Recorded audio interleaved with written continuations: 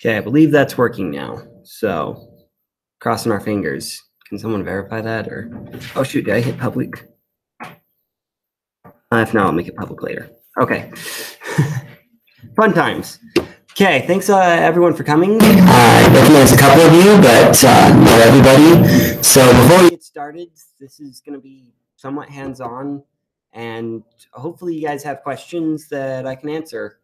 A bit about myself. My name's Kevin Bauer. I've been asked to chair the engineering working group of the Web Advisory Board. And so we meet twice a month, the second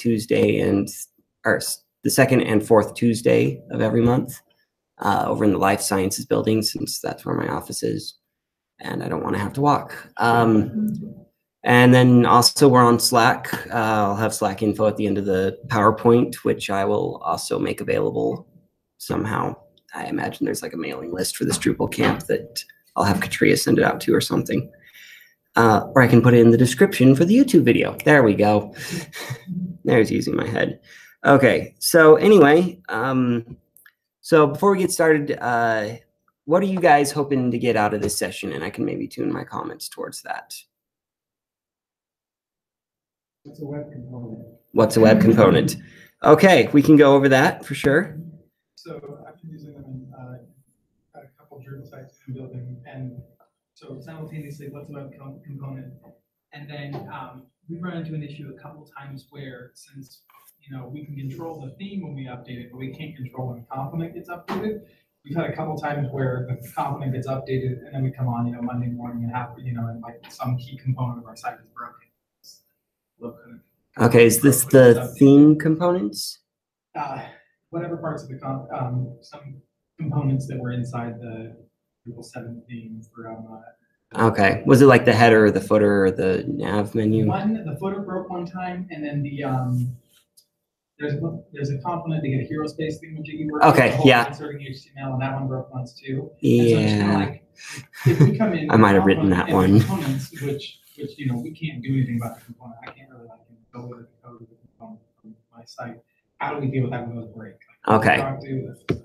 So yeah, there's a way to target a specific version of the component, and I can show you that when we go through this. Okay. You could probably also show where to report issues on GitHub, specifically for our components, because I've done that before. Yeah. Okay. In fact, let's go ahead and talk about that now really quick. So just for your info, why is it not switching? Okay. If we go to the BYU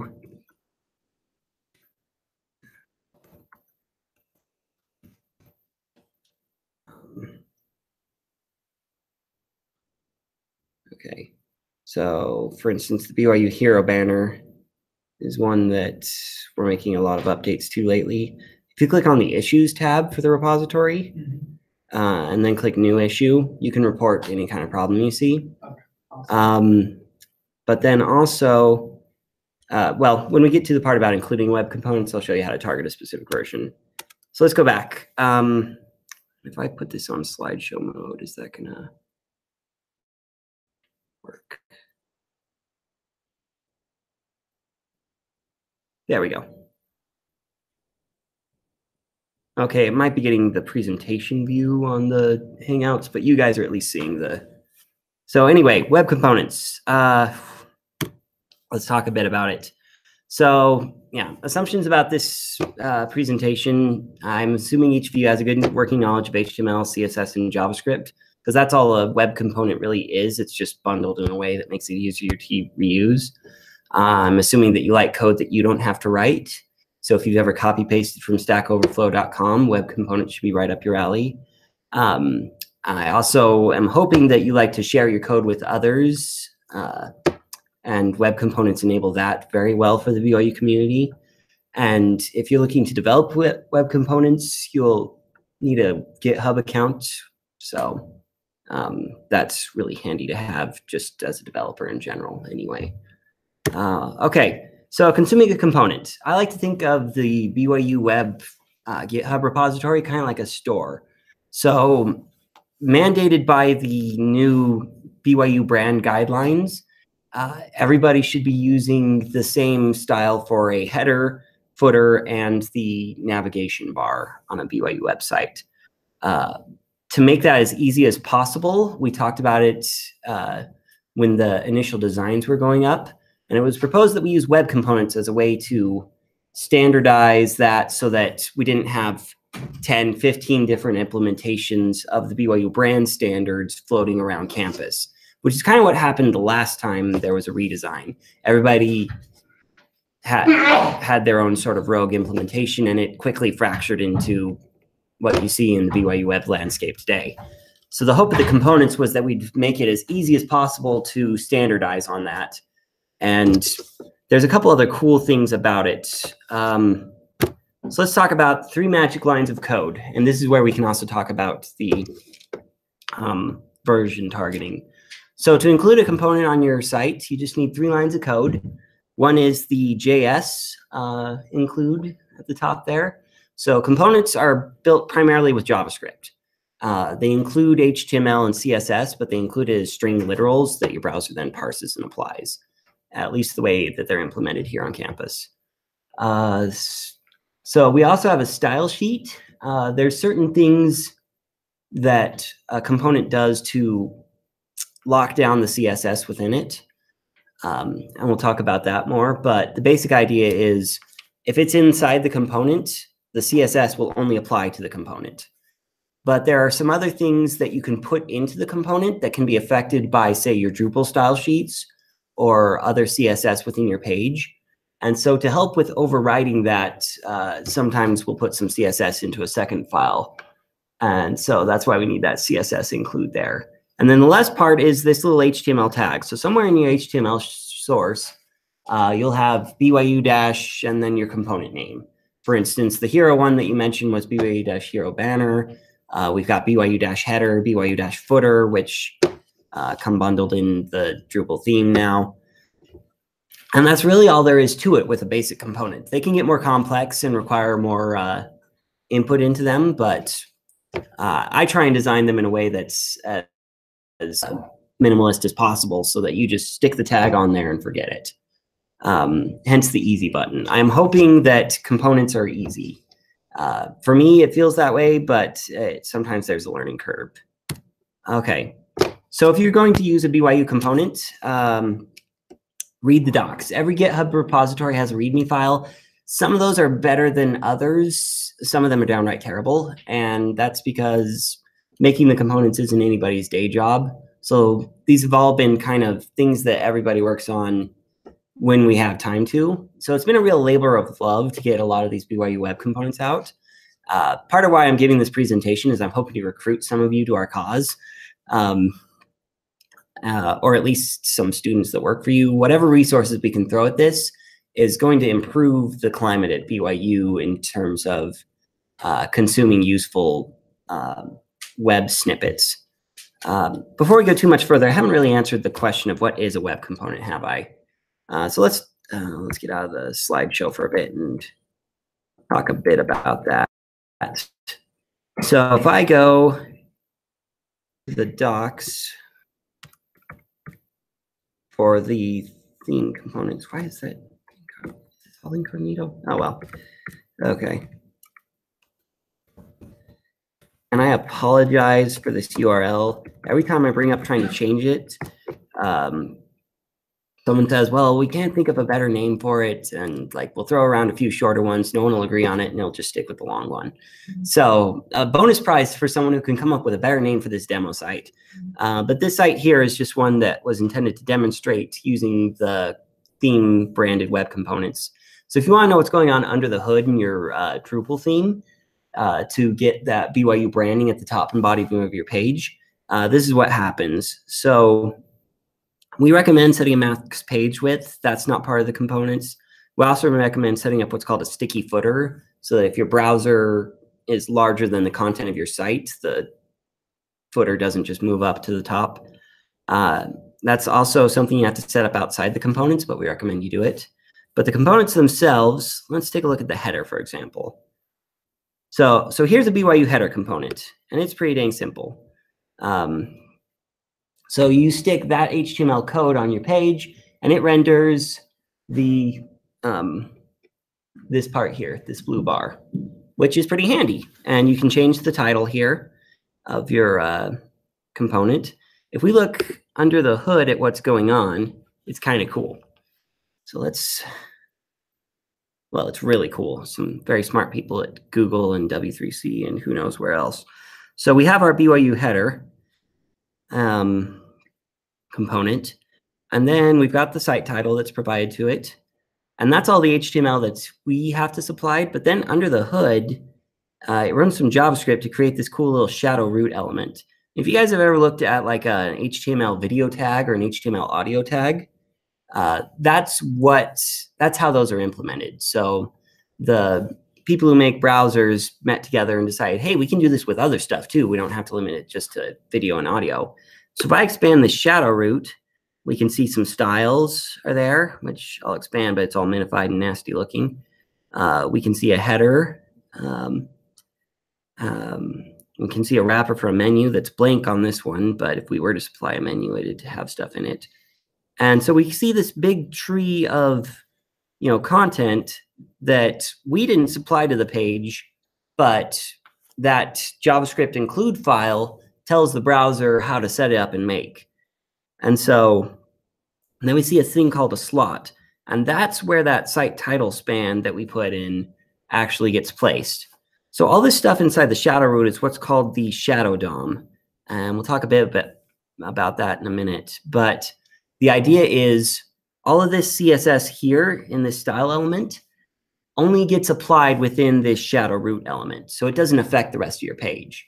And also, everything except for that site title can't be affected by CSS elsewhere on your page. So if we create a web component, we can make it so that it will always look the same on pretty much every site. And there's a lot of benefits to that. We can also, because it's all included as a JavaScript file, we can also use what's called a CDN, or Content Distribution Network. So Joseph Moore, the guy who presented on Web Components this morning, he set it up, and it's basically an AWS server, so it's scalable and it, expands its resources as needed to meet the incoming traffic. And I think he also set up a fallback on campus, but basically his words were 2/3 of the internet would have to go down before the components would cease being available.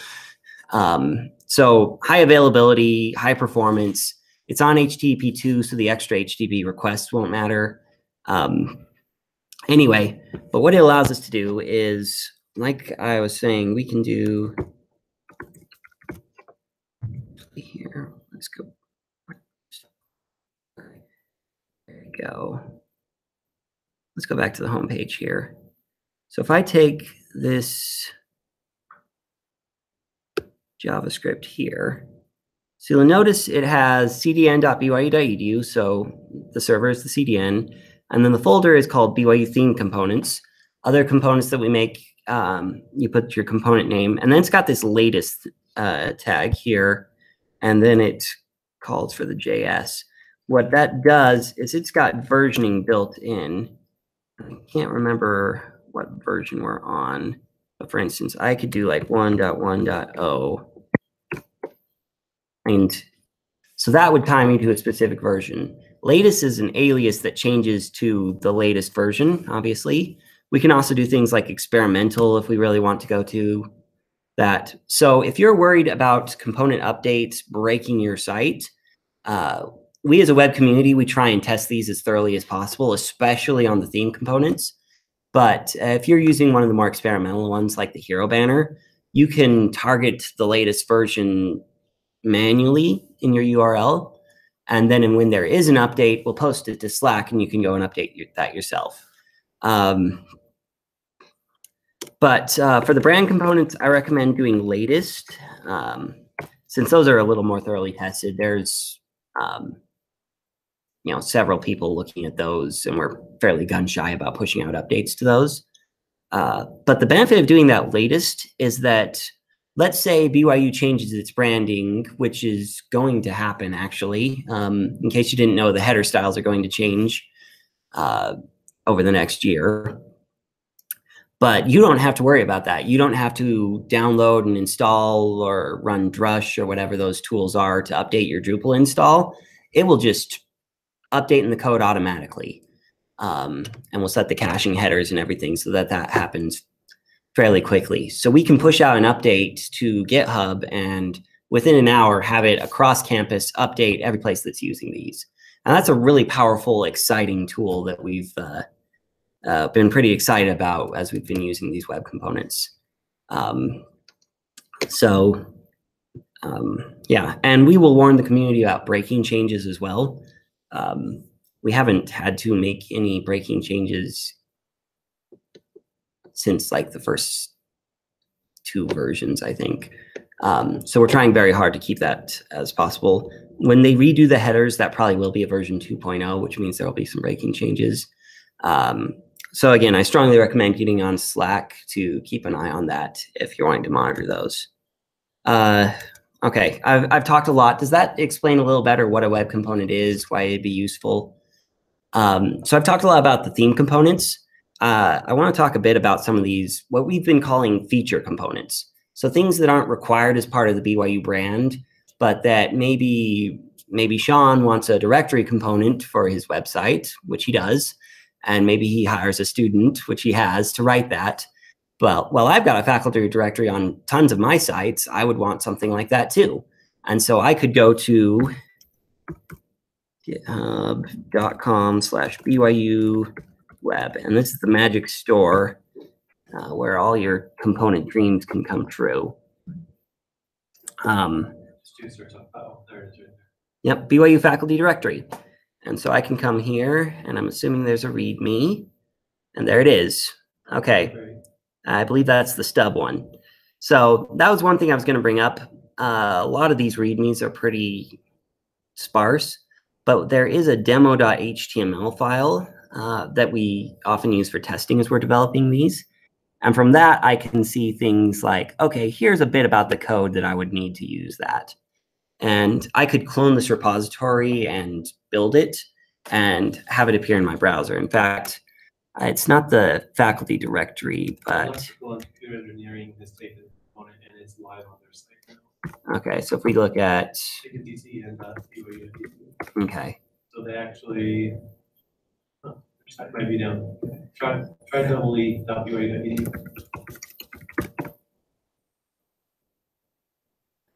Oh, DCE, there it is. Okay, and there's that hero banner we were talking about. Yeah, and then go to the department. And then on the far right, you'll see directories and click faculty just below directories. Okay, cool.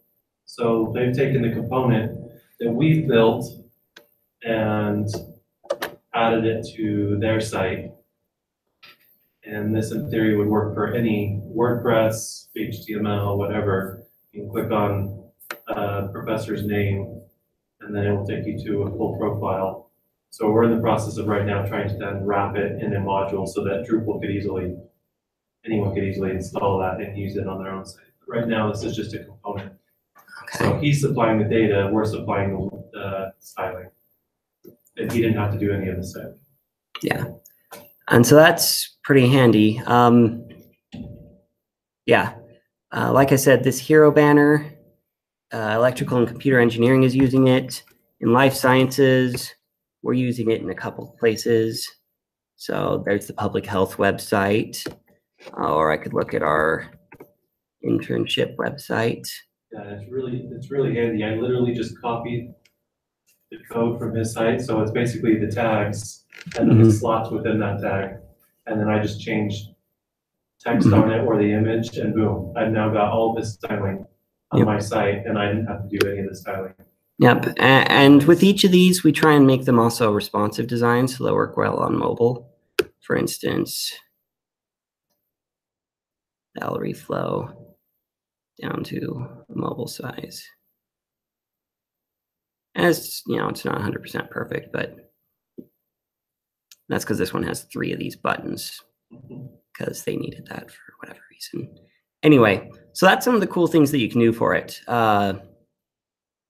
And we're adding new features all the time. We've got a video option for that hero banner, things like that. Okay, let me get back to my slides so I don't get too far off track. All right. So, okay. So yeah, there's the link to the docs for the theme components. Oh yeah, I was going to show you, if you clone it from GitHub, you can run, let's see, which one is this? This one. Okay, so this one's the calendar components. So I can, so this is just a repository that I was, that I had one of my students write that grabs information from the BYU calendar and styles it the same way they have it used. So I can do npm start, or if you're familiar with gulp, it has a gulp file, so you can just run gulp. And that'll start up the demo.html file. In just a second here. Come on. There it goes.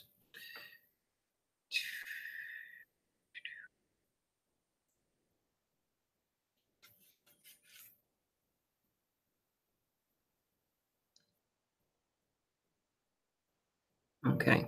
And so here it's got a couple different examples of the calendar component. So this to me is a little more helpful than docs because I like to see examples of things in the wild.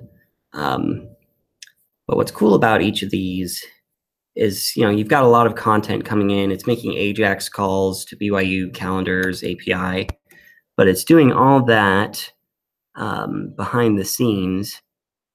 And to the user, you literally have BYU calendar and then some attributes. And, you know, a couple different options there. So very simple to use, straightforward, awesome. I could go on about web components, but I'm kind of boring. Okay. Okay. So at a web fest a while back, I went through a demo of creating a simple site with the theme components. Does anybody here actually make custom sites outside of Drupal, or is this more a Drupal-centric group? Okay. That makes different kinds of sites. Okay. Were you there at that demo though? Yeah. Okay. So I'll skip that demo, but it's pretty straightforward. These docs here can kind of walk you through the process. I've been through a couple of times. We've done it for single page applications, which is pretty fun, etc. Okay, so that's kind of covered part one of what I wanted to talk about. Part two is about creating a component. So, but again, this is you guys' presentation. If you guys want, we can go over more of the ins and outs of using some of the existing components, or would you guys rather learn about how to make one for yourselves? What's kind of the mood of the room? I wouldn't mind watching create a component. Okay. All right, let's do it. Okay, so tools you'll need some kind of text editor. I use Visual Studio Code. It's available cross-platform. It's pretty awesome. It's got a built-in terminal and hooks into GitHub and all the nice things. You'll also need to have Node and NPM installed on your machine. Make sure they're on the latest version. My laptop didn't have the latest version this morning and ran into some fun errors. And then Yeoman is just a tool for generating some things that we'll need. So Joseph Moore, who gave this morning's presentation, he wrote this cool little program that will generate everything you need to have a simple web component up and running. So this is literally the command line commands that I ran to get here. So I don't want to go through that process because it takes a minute to install. But once you're done, you have something that looks like this. Let's see, where is it? Yep, here it is. Okay. And the web page is running. Okay. You zoom in just a little bit. Okay, how do I do that? Shoot, Control plus. There it is. Okay, is that better? Yeah. Okay, let's. Thank you. Okay, let's get rid of that terminal for now. Okay, so let's start with demo.html. Okay, so what it does, if you can see from here, so when you run this command, it will ask you, what do you want to name your component? And so I'm going to call mine BYU random content. And so I've worked through this over the past day. Hopefully it doesn't break too much in the demo process. But the idea is, for one of our sites, we want to spotlight faculty research that's happening in our college. Shut up, phone. Okay. And so one idea we had to do that was that every time the visitor comes to the biology department homepage, we want to load a different YouTube video or a different news article or something that has to do with research happening in the biology department. And we wanted to just pick something randomly every time you refresh the page. So I thought, hey, that'd make a great component because that's some easy behavior that we can bundle up and prevent ourselves having to write JavaScript more than once, kind of thing. So I ran this little generator, and I don't know if you can see, but it creates a bunch of files here, which is what we've got here. So the default format for creating a web component is you'll have a demo.html file, a gulp file, which is what builds and packages the HTML and JavaScript into a single file that we can include on the CDN. Package.json, which includes all your dependencies from NPM and Node.js. Some GitHub files just for handling that. And then your dist folder is where the compiled stuff actually goes. But what's, here, let me see if I can spread this out. But up here in the component name folder here, the most important files are this .js file, this .html file, and this .scss file. So right now, this component doesn't have any styles off the bat. And when we run it, what it looks like is actually, where to go? Okay, so this was the default stuff that Joseph created as a demo of what a web component can do. And we can tweak it and stuff. And it's kind of cute. He had way too much fun with emojis. Anyway, so step one, as we're building our component, is to run that generator, get the default stuff. And if you examine the code here, there's a lot of really cool best practices for how to handle custom attributes for your component and slot change events and things like that. For our purposes, we're just going to do something really simple. So we're going to go ahead and rip out a lot of that. So for instance, here, we don't need any of the attributes. We do need to keep the constructor and the attached shadow call. We'll keep setup button listeners. We don't need to apply fancy. Observed attributes is going to be handy. So anyway, I'm just going to go in and rip out a lot of this code, and I could do this all by hand, or I could just copy paste from the folder I prepared with everything ripped out. So I'll do that. Let's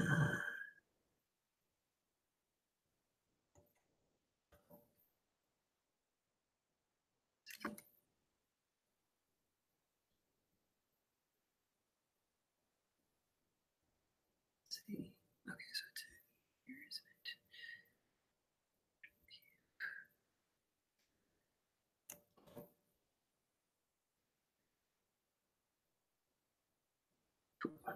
Okay, now it'll probably tell me, hey, this content has changed.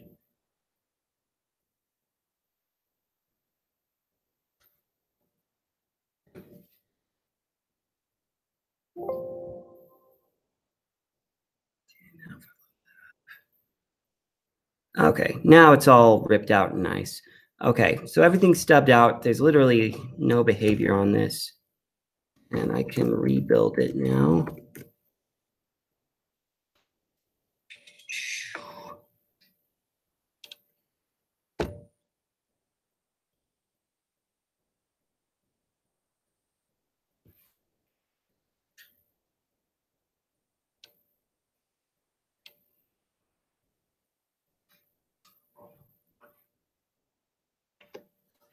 Oops, I forgot to update the demo.html file too. So let's rip out the stuff in there. So we don't need these styles.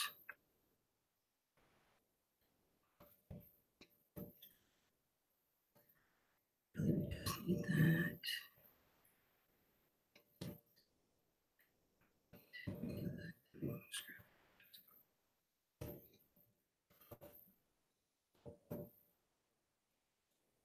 That's better. Okay. So literally we have a BYU random content element on our page. And we don't need an ID for it either.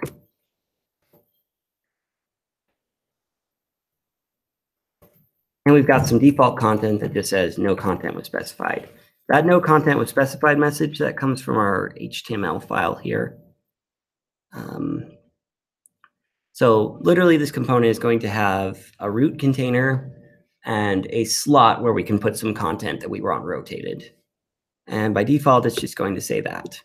So if I come back here to our demo file, I could say, and spell, change that message. It'll update accordingly. Not too exciting thus far. So we should probably add in some behavior. So what we want to be able to do is put in a couple of divs that we want to switch between, right? So let's do div and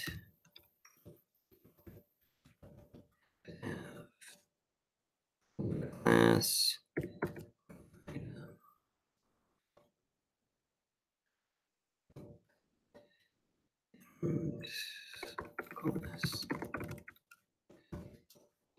And just for reference there, go ahead and use the primary colors, red and blue.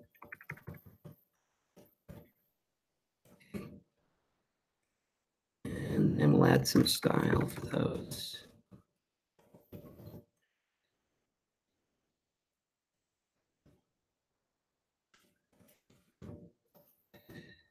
Give it a border. These aren't going to be beautiful because I'm not a designer and I don't have a ton of time, but we'll have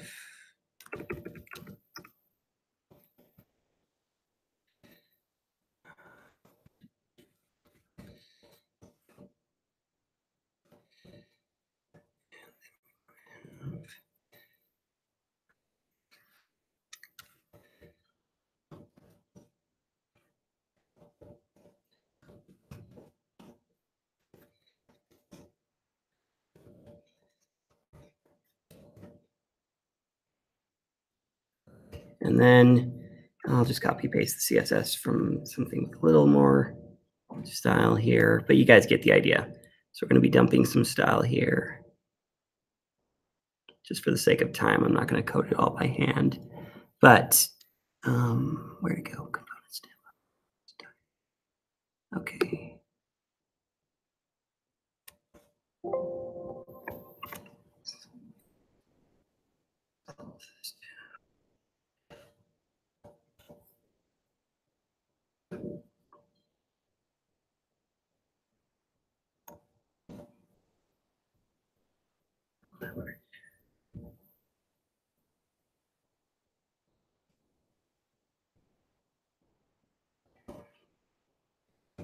Is it? Okay, now we'll open it up. Okay, so we got a bit more here, but basic idea is the same. So I add some flex to text align. And then for green, blue, and red, I give it some background colors. So what we'd like to do is have it randomly switch between the red, green, and blue items there every time we load the page. Right now, it doesn't do anything. So let's go into our JavaScript file. And this is where we would do that. So down in here, let's see, where was I doing? Okay. So in this apply template, after setting up our slot listeners, okay, I believe we do it in our slot change event. Let me check.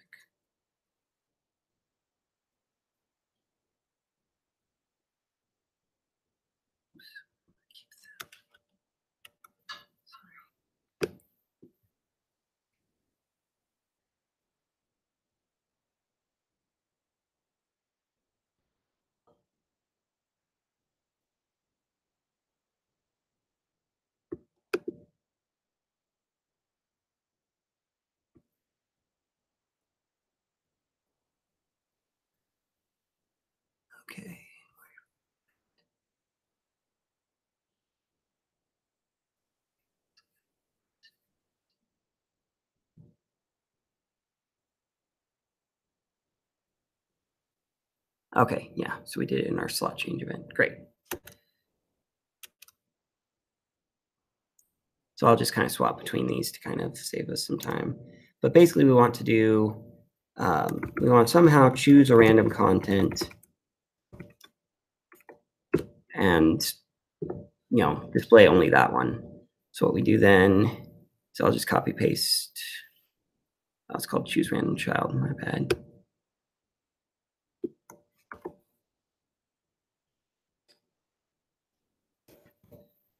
And I type that all out from memory, and then I'm really brilliant like that.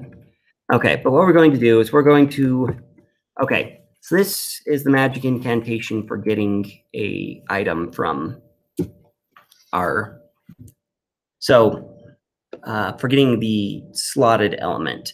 So if we go back to our demo.html, and this is one thing I should mention, you can have multiple slots in your component.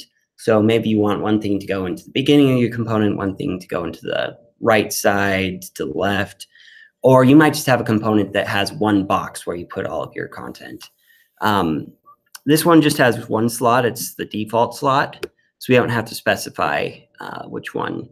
We might have to, with a more complex component, we might have to do something like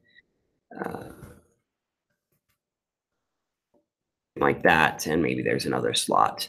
So you can specify which slot they go to. Otherwise, they just go into the default slot, which is usually the first one. So anyway, these slotted items then get placed in our component. And to get at them from the code of our component, this is what we have to do. So we have to call assign nodes on the specific slots that we're grabbing. So we have to use, we have to call this instead of document.getElement by ID or document.querySelector, but it's the same kind of idea. And then we get that node, and for some reason it gives you a bunch of other things besides the divs that I put in there. It gives like some text, I think, for the word wrap and stuff. So we filter it to just things that are HTML elements. Then I just get a random number and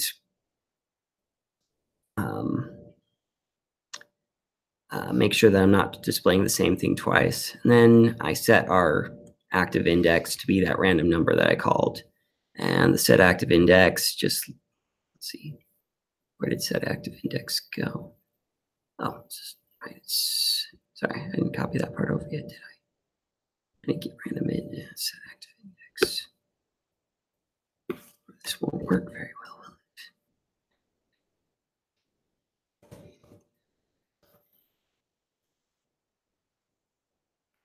Okay, so what set active index does is it sets display none on everything, except for the one that we want to display. And then it stores the index of the last one we showed. So if you reload the page, you'll never get the same one twice. Got some JavaScript errors because this is a demonstration. So choose random content. Did I not?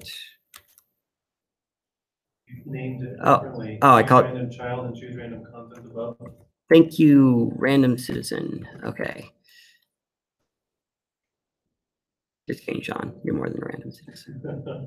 Can't read property assign nodes.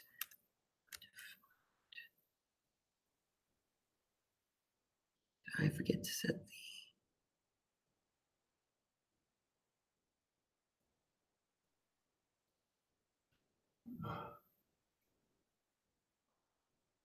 Oh, I forgot to hand it the slot.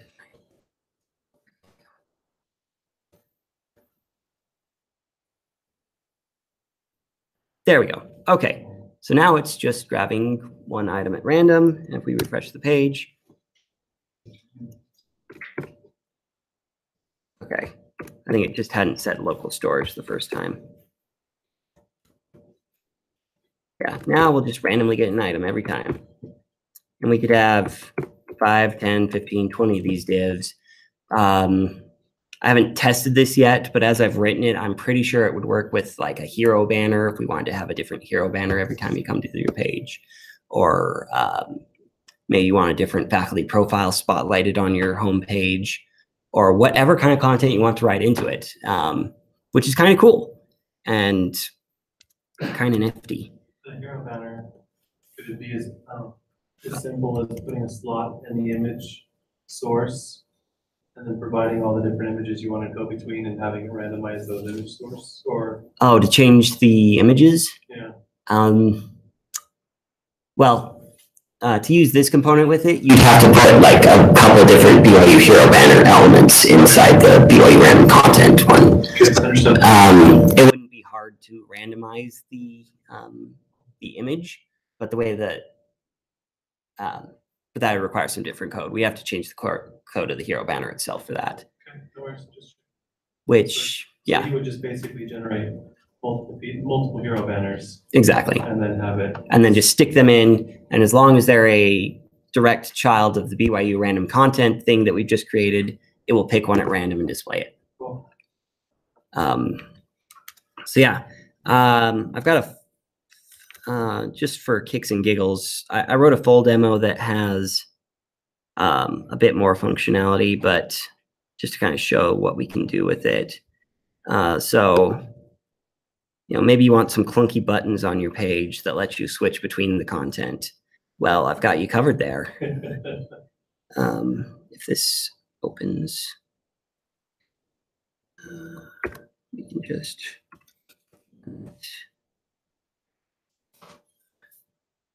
scope not found. Okay.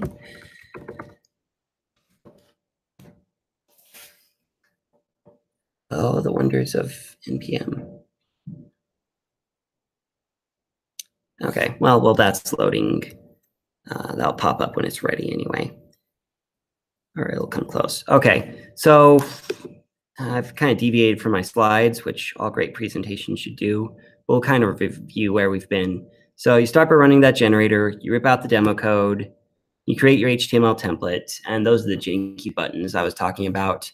I'll share a box folder as well in the video link that has the demo code at a couple different points for anybody who really wants to dig in and tear it out. Okay, I want to talk a bit about Shadow DOM versus Light DOM. So I mentioned earlier that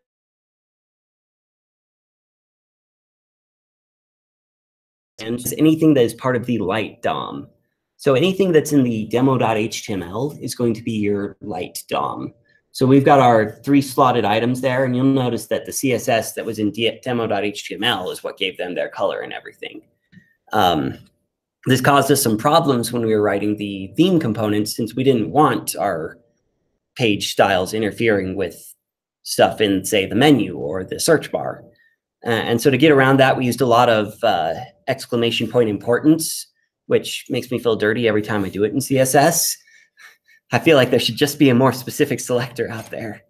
But we can also do some other overrides with that extra CSS file.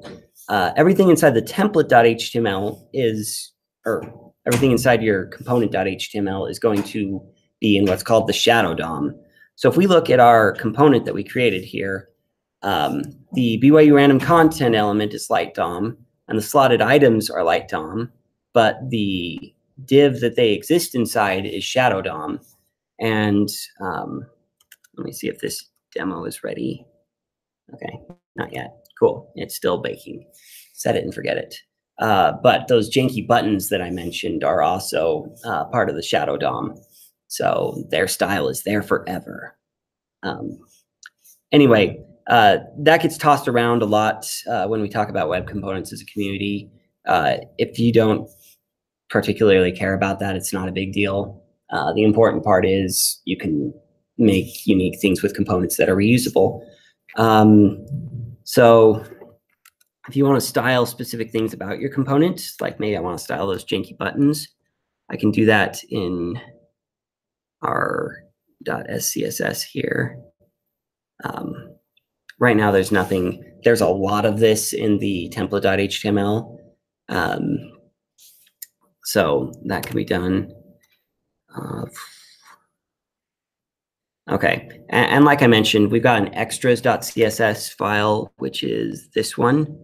And that's where we would put things that we want to overwrite, say Drupal or Bootstrap or other common styles that get applied to things in a website. Adding behavior, we already kind of went over that.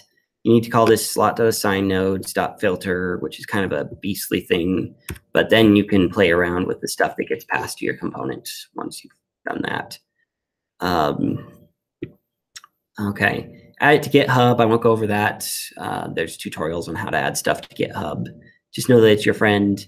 And if you want permissions to push to the GitHub organization for BYU, Slack me or email me or any member of the community. I'm sure Sean would be happy to pass the message along too. Adding to the CDN is a little more complicated. There's instructions here. You can also hop on Slack and Joseph Moore will walk you through it. But once it's on the CDN, and I am going to do this later today or maybe Monday, depending on my time, but I will add this random content thing to the GitHub and CDN later, and I'll post links once I have those. And then you can add it to your site. So just as so I don't run Drupal, we run a .NET-based CMS over in Life Sciences, but I went ahead and added it to my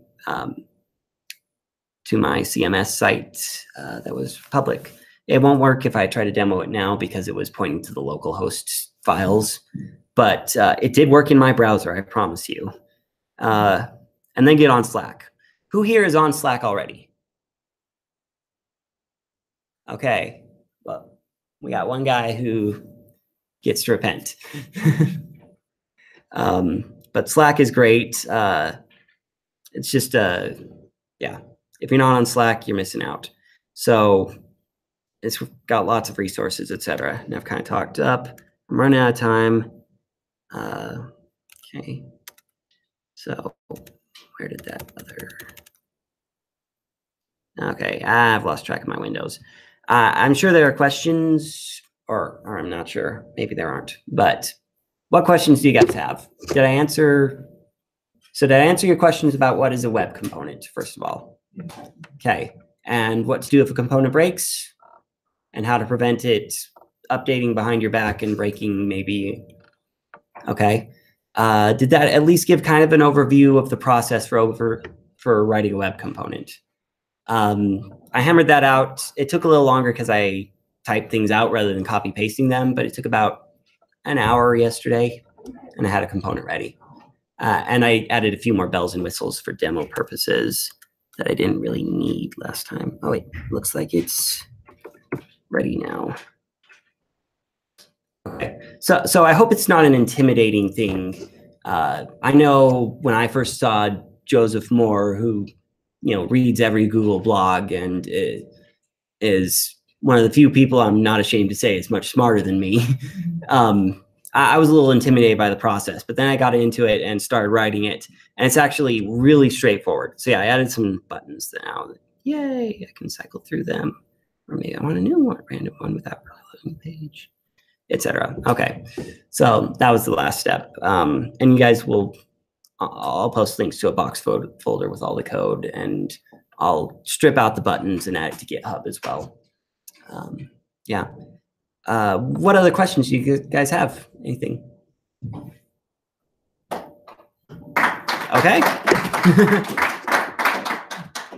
Well, thank you all for coming. I hope you feel that was good use of your time. I'll go ahead and try and stop this Hangouts thing recording me. If I can. The infinite picture. Okay, stop sharing.